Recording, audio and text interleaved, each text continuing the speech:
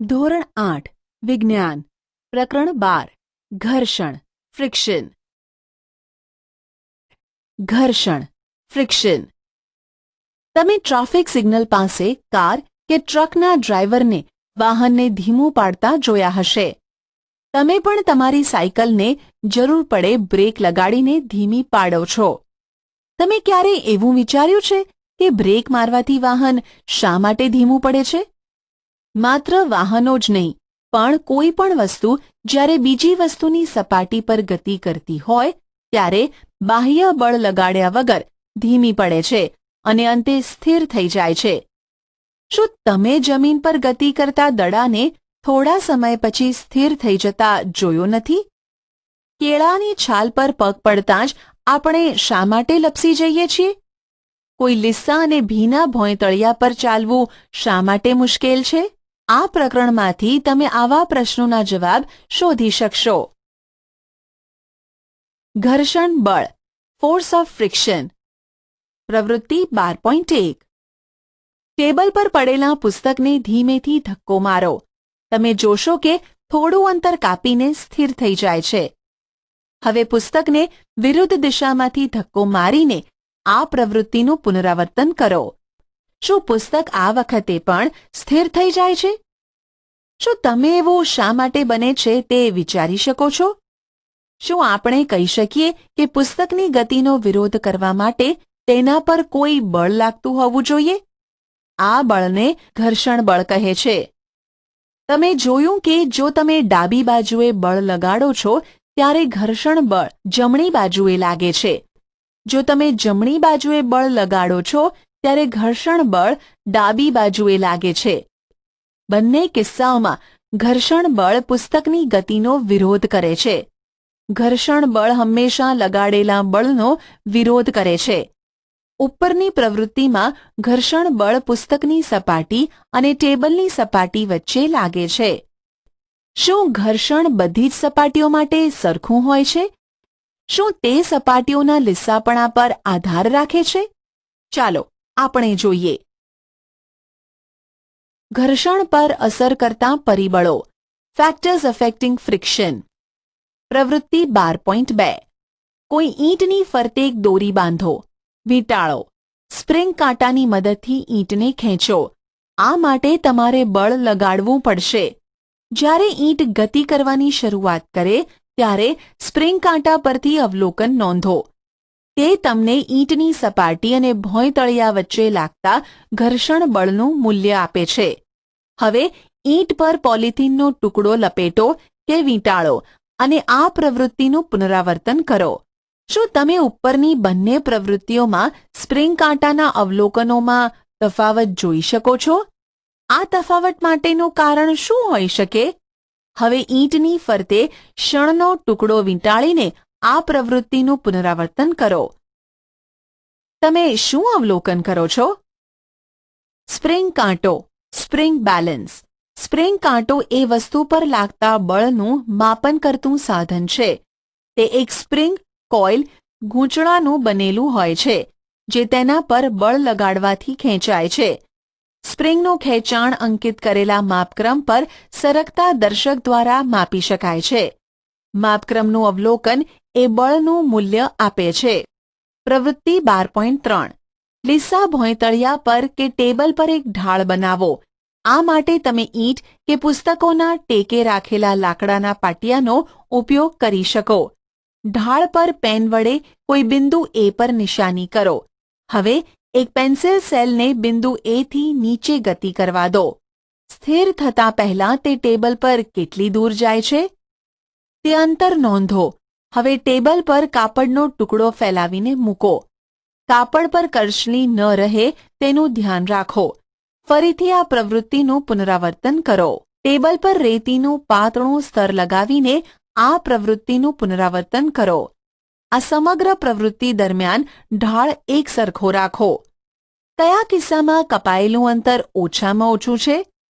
દરેક વખતે pencil cell દ્વારા કપાયેલું અંતર જુદું જુદું શા માટે છે?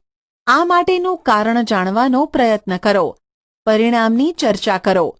શું પેન્સિલ સેલ દ્વારા કપાયેલું અંતર એ સેલ જે સપાટી પર ગતિ કરે છે તેના પ્રકાર પર આધાર રાખે છે? શું સેલની સપાટીનું લીસાપણું પણ સેલ દ્વારા કપાયેલા અંતર પર અસર કરે છે? હું પેન્સિલ સેલ પર કાચ પેપર વીંટાળીને આ પ્રવૃત્તિ કરવાનો પ્રયત્ન કરીશ. ઘર્ષણનું કારણ સંપર્કમાં રહેલી બે સપાટીઓનું ખરબચડાપણું છે. લીસી લાગતી સપાટીઓ પર પણ મોટા પ્રમાણમાં આવી સૂક્ષ્મ અનિયમિતતાઓ હોય છે. બે સપાટીઓ પર રહેલી અનિયમિતતાઓ એટલે કે ખરબચડાપણું એકબીજામાં ભરાઈ જાય છે. જ્યારે આપણે કોઈ સપાટીને ખસેડવાનો એટલે કે ગતિ કરાવવાનો પ્રયત્ન કરીએ છીએ ત્યારે આપણે આ જોડાણ એટલે કે ઇન્ટરલોકિંગ વિરુદ્ધ બળ લગાડવું પડે છે. ખરબચડી સપાટીઓ પર વધારે પ્રમાણમાં અનિયમિતતાઓ ખાંચાઓ હોય છે. તેથી જો સપાટી ખરબચડી હોય તો ઘર્ષણ બળ વધારે હોય છે. આપણને ખ્યાલ છે કે બે સપાટીઓના ખરબચડા ભાગોના જોડાણ એટલે કે ઇન્ટરલોકિંગને કારણે ઘર્ષણ લાગે છે. સ્પષ્ટ છે કે બે સપાટીઓને બળપૂર્વક દબાવવામાં આવે તો ઘર્ષણ બળ વધશે. જ્યારે સાદડી પર કોઈ વ્યક્તિ બેઠેલો ન હોય ત્યારે અને બેઠેલો હોય ત્યારે સાદડી એટલે કે ચટ્ટાઈને ખેંચવાથી તમે આ અનુભવ કરી શકો છો. તમારા એ અનુભવને યાદ કરો કે જેમાં તમે કોઈ ભારે બોક્સને એક જગ્યાથી બીજી જગ્યાએ ખસેડ્યું હતું. જો તમને આ પ્રકારનો કોઈ અનુભવ ન હોય તો હવે આ પ્રકારનો અનુભવ કરો. તમને શું સરળ લાગે છે? બોક્સને સ્થિર સ્થિતિમાંથી ગતિમાં લાવવું કે ગતિમાન બોક્સને તે જ દિશામાં ગતિ ચાલુ રખાવવી? પદાર્થને સ્થિર સ્થિતિમાંથી ગતિમાં લાવવા માટે જરૂરી બળ એ સ્થિત ઘર્ષણ એટલે કે સ્ટેટિક ફ્રિક્શન બળનું માપ છે. આનાથી વિપરીત જ્યારે પદાર્થની અચળ ઝડપથી ગતિ ચાલુ રાખવા માટે જરૂરી બળ એ સરકતા એટલે કે સ્લાઇડિંગ ફ્રિક્શન ઘર્ષણનું માપ છે. ઘર્ષણ એક જરૂરી દૂષણ, ફ્રિક્શન અ નેસેસરી એવિલ. હવે તમારા થોડા અનુભવો યાદ કરો.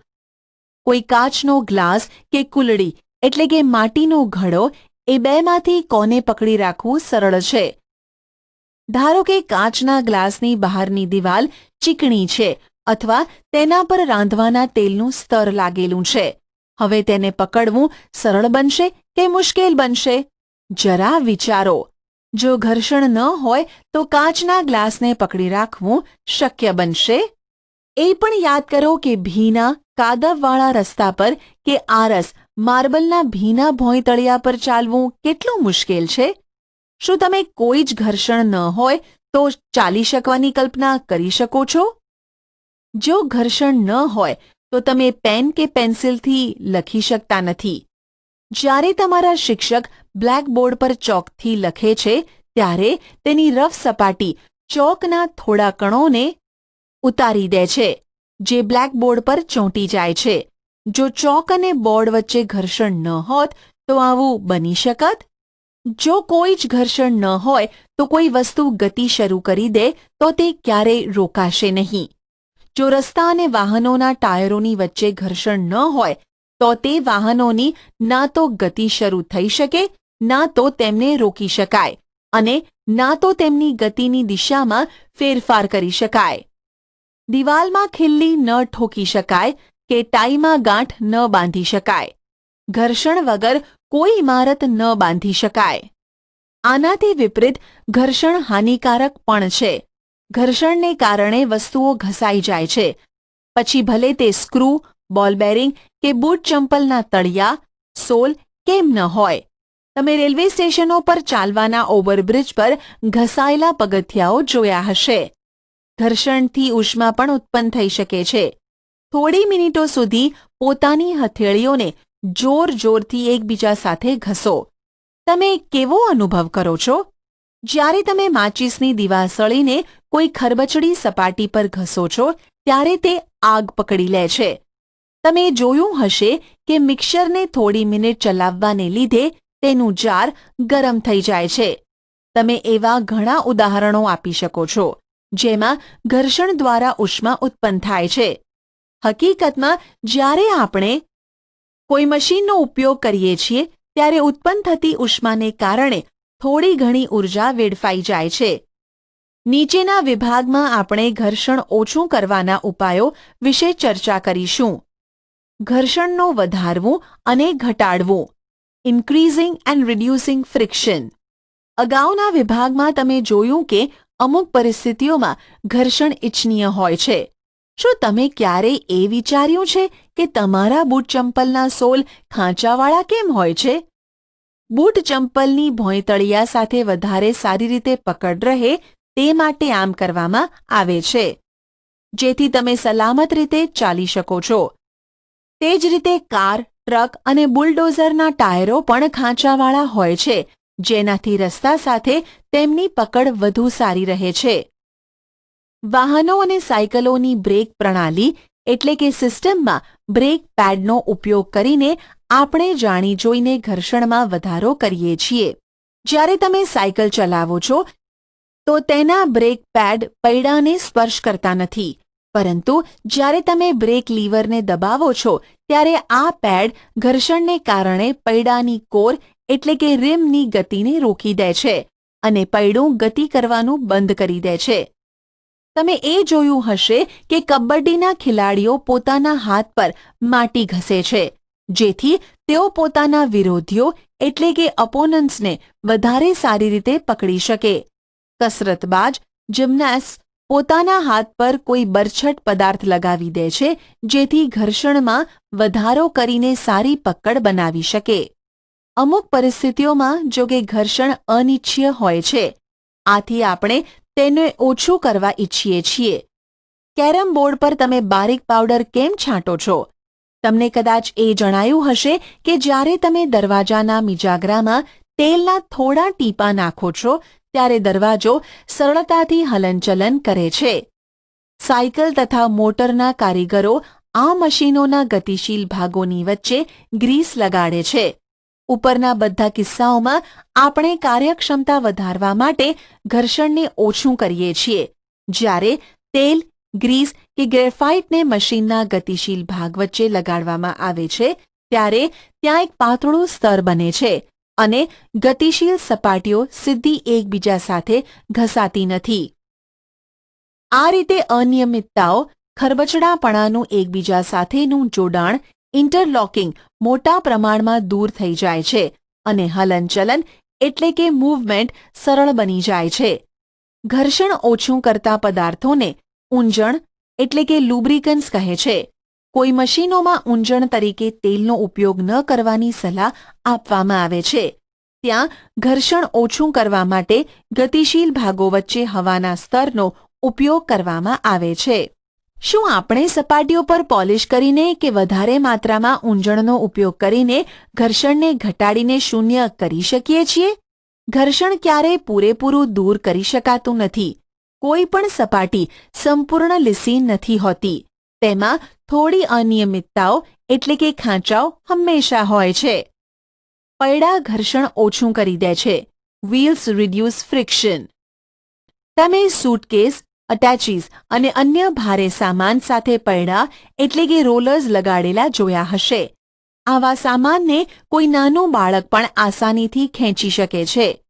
આવું કેમ થાય છે? ચાલો આપણે જોઈએ.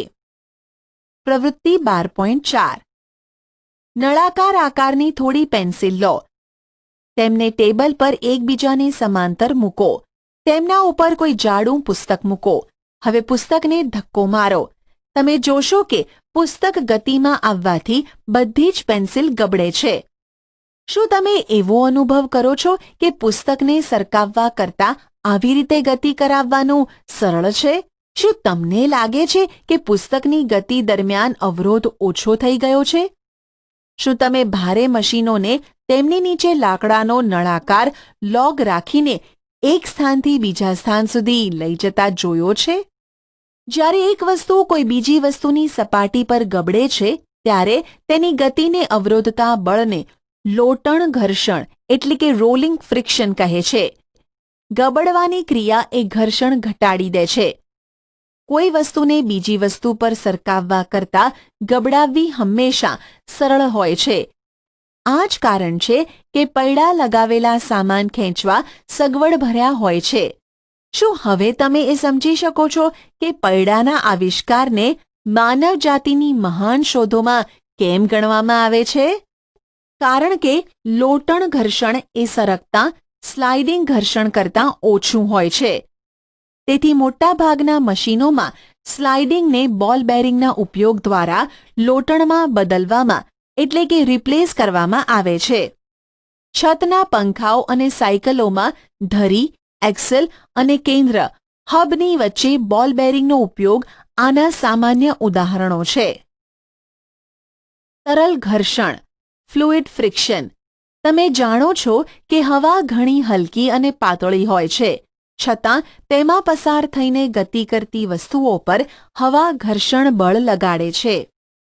તે જ રીતે પાણી અને બીજા પ્રવાહીઓ તેમાં પસાર થઈને ગતિ કરતી વસ્તુઓ પર ઘર્ષણ બળ લગાડે છે. વિજ્ઞાનમાં વાયુઓ અને પ્રવાહીઓનું સામાન્ય નામ તરલ છે. આથી આપણે કહી શકીએ કે તરલ તેમાં પસાર થઈને ગતિ કરતી વસ્તુઓ પર ઘર્ષણ બળ લગાડે છે. તરલો દ્વારા લગાડવામાં આવતા ઘર્ષણ બળને ઘસડાવવું ડ્રેગ પણ કહે છે. કોઈ વસ્તુ પર તરલ દ્વારા લાગતું ઘર્ષણ બળ એ વસ્તુની તરલની સાપેક્ષે ઝડપ પર આધાર રાખે છે. ઘર્ષણ બળ પદાર્થના આકાર અને તરલના પ્રકાર પર પણ આધાર રાખે છે. તે સ્પષ્ટ છે કે જ્યારે વસ્તુઓ કોઈ તરલમાં થઈને ગતિ કરે છે ત્યારે તેમણે તેમના પર લાગતા ઘર્ષણ બળને સમતોલીને પાર એટલે કે ઓવરકમ કરવું પડતું હોય છે. આ પ્રક્રિયામાં તેઓ ઊર્જા ગુમાવે છે. આથી ઘર્ષણ ઘટાડવાના પ્રયત્નો કરવામાં આવે છે. તેથી પદાર્થોને વિશિષ્ટ આકાર આપવામાં આવે છે. તમારા ખ્યાલે વૈજ્ઞાનિકોને આ વિશિષ્ટ આકારો વિશે ક્યાંથી સંકેત એટલે કે હિન્ટ પ્રાપ્ત થાય છે? કુદરતી રીતે અલબત્ત પક્ષીઓ અને માછલીઓ દરેક વખતે તરલમાં ગતિ કરતા હોય છે. તેમના શરીરનો વિકાસ એ રીતે થયો હશે કે તરલમાં ગતિ કરતી વખતે ઘર્ષણ પાર કરવામાં તેમની ઊર્જાનો વ્યય શક્ય તેટલો ઓછો હોય. તમે ધોરણ 6માં આવા આકારો વિશે વાંચ્યું હતું. હવાઈ જહાજ, વિમાનના આકારને કાળજીપૂર્વક જુઓ. શું તમને તેના આકાર અને કોઈ પક્ષીના આકારમાં કોઈ સમાનતા જોવા મળે છે? હકીકતમાં બધા વાહનોની આકારની રચના એટલે કે ડિઝાઇન એ રીતે કરવામાં આવે છે કે તરલ ઘર્ષણ ઘટી જાય. પારિભાષિક શબ્દો: બોલ બેરિંગ, ઘસડાવવું, ડ્રેગ, તરલ ઘર્ષણ, ફ્લુઇડ ફ્રિક્શન, ઘર્ષણ, ફ્રિક્શન, જોડાણ, ઇન્ટરલોકિંગ, ઊંજણ, લુબ્રિકન્સ, લોટણ ઘર્ષણ, રોલિંગ ફ્રિક્શન, સ્લાઇડિંગ ઘર્ષણ, સ્લાઇડિંગ ફ્રિક્શન, સ્થિત ઘર્ષણ, સ્ટેટિક ફ્રિક્શન. તમે શું શીખ્યા? ઘર્ષણ સંપર્કમાં રાખેલી બે સપાટીઓ વચ્ચેની સાપેક્ષ ગતિનો વિરોધ કરે છે. તે બંને સપાટીઓ પર લાગે છે.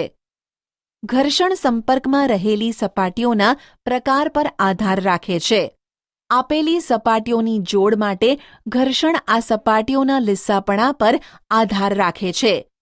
બે સપાટીઓ એકબીજાને કેટલા બળપૂર્વક દબાવે છે એ બાબત પર ઘર્ષણ આધાર રાખે છે. જ્યારે આપણે કોઈ વસ્તુને સ્થિર સ્થિતિમાંથી ગતિમાં લાવવાનો પ્રયત્ન કરીએ ત્યારે સ્થિત ઘર્ષણ અસ્તિત્વમાં આવે છે. જ્યારે એક વસ્તુ બીજી વસ્તુ પર સરકતી હોય ત્યારે સરકતું સ્લાઇડિંગ ઘર્ષણ અસ્તિત્વમાં આવે છે. સ્લાઇડિંગ ઘર્ષણ એ સ્થિત ઘર્ષણ કરતાં ઓછું હોય છે. ઘર્ષણ આપણી ઘણી પ્રવૃત્તિઓ માટે મહત્વપૂર્ણ હોય છે. કોઈ સપાટીને ખરબચડી રફ બનાવીને ઘર્ષણ વધારી શકાય છે.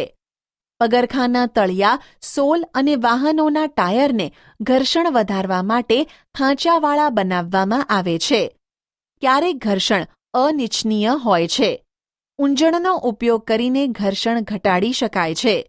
જ્યારે એક વસ્તુ બીજી વસ્તુ પર ગબડે છે ત્યારે લોટણ ઘર્ષણ અસ્તિત્વમાં આવે છે. લોટણ ઘર્ષણ, રોલિંગ ઘર્ષણ એ સ્લાઇડિંગ ઘર્ષણ કરતાં ઓછું હોય છે. ઘણા મશીનોમાં બોલ બેરિંગનો ઉપયોગ કરીને ઘર્ષણ ઘટાડી શકાય છે. તરલમાં ગતિ કરતી વસ્તુઓને યોગ્ય આકાર આપીને તરલ ઘર્ષણને ઘટાડી શકાય છે.